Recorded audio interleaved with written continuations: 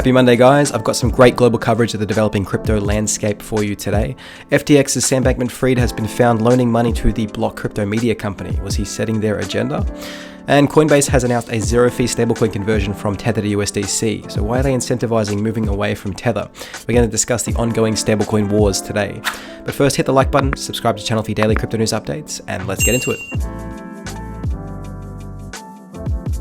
Sam Bankman-Fried loaned $43 million to the Block CEO. The Block CEO, Michael McCaffrey, secretly funded the company by taking loans from SBF. At least $27 million was used as funding. McCaffrey has now resigned. The Block is a well-known crypto media company. They have been around for quite a few years. I read their stories pretty regularly. Why is this important? Well, there's a few reasons. Their coverage around FTX and Bankman-Fried would have been heavily biased in his favor. It also says that Sam was funding crypto media, essentially having his influence and interests strongly biasing the company. It's possible he could have even been trying to control the crypto narrative from their point of view. This really leans into the phrase power corrupts and absolute power corrupts absolutely. We're getting this clear image now. A person or company really shouldn't be in control of not only a currency but an exchange, because their interests will align with taking advantage of others for the sake of the business. We don't really need centralized exchanges at this point. The DEXs work really well now. All we're getting from them is a false sense of security from exchange custodianship that can be taken advantage of, and given these recent events, the likelihood of that happening is more and more likely. We need to learn self-custodianship. It's scary, but the alternative of letting an exchange handle funds for us is just too risky. Here's some background information from a reporter, Frank Shapiro from The Block.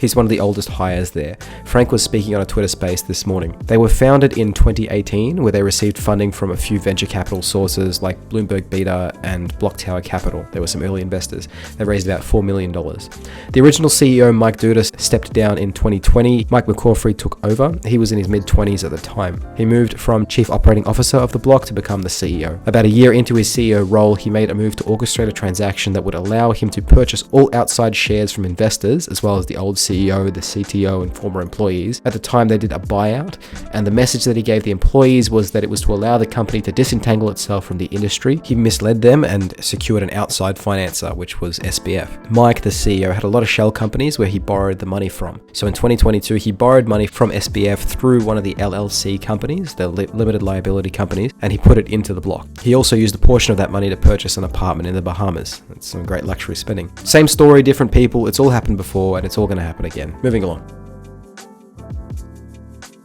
Built with Bitcoin Foundation is launching a Bitcoin Technology Center in Ghana. The Africa Bitcoin Conference has been going on over the last week. One of the major announcements was the funding of a new Bitcoin Technology Center by the Build with Bitcoin Foundation in the city of Ejisu, Ghana. The center will be run by and for the local community in Ghana. Another major announcement from the conference was Strike, the Lightning Network payment app, launching in Africa, initially in Nigeria, Kenya, and Ghana. Here's the quote: "High fees, slow settlement, and lack of innovation in cross-border payments have negatively impacted the developing world," said Jack Mullers, founder and CEO of Strike. With exorbitant fees to transfer funds in and out of Africa, the incumbent providers halting services, payment companies are struggling to operate in Africa, and people cannot send money home to their families. Strike offers the opportunity for people to transfer the US dollars easily and instantly across borders. It's great to see a borderless global payment technology being rolled out on every continent, indiscriminate of people, culture, and the past. Crypto.com releases data to assure clients it holds one-to-one reserves. Crypto.com has released a proof of reserve report from the international audit firm Mazars. Mazars Group compared the assets held in on-chain addresses, proven to be controlled by Crypto.com, with customer balances through an auditor-overseen live query of the production database as of December 7th. It's now easily provable that they have all the customer funds, plus excess collateral in their various cryptocurrencies as well. This really helps ease the market, especially given the recent concerns of mysterious transactions moving around Crypto.com. One of the issues with transparency is now the public will question a lot more about the decisions of these businesses and might make judgments without knowing all the information. I think the road to full transparency in crypto is going to be a bumpy one, as we have to work out how to do it while in flight. The customers are actively using these businesses while they are changing their ways of operating and becoming more transparent. Who knows what the result will be? What about misinterpretation? What about information that hasn't been fully disclosed? How will these affect the market? We'll have to wait and see. Never a boring day in crypto. If you haven't already, hit the like button and subscribe to the channel for more daily crypto news updates. Coinbase announces zero-fee USDT to USDC stablecoin conversions. The stablecoin wars rage on as Coinbase rolls out zero-fee conversions from Tether to Circle's USDC. Following suit with Binance, who recently made the decision to funnel customers into their BUSD stablecoin, the reason was for the protection of the customers. Binance said that there were many stablecoins on the market that have different trading pairs with different crypto coins. Stablecoins depend on liquidity to work, which is the amount of depth of coins that they actually hold of the trading pair.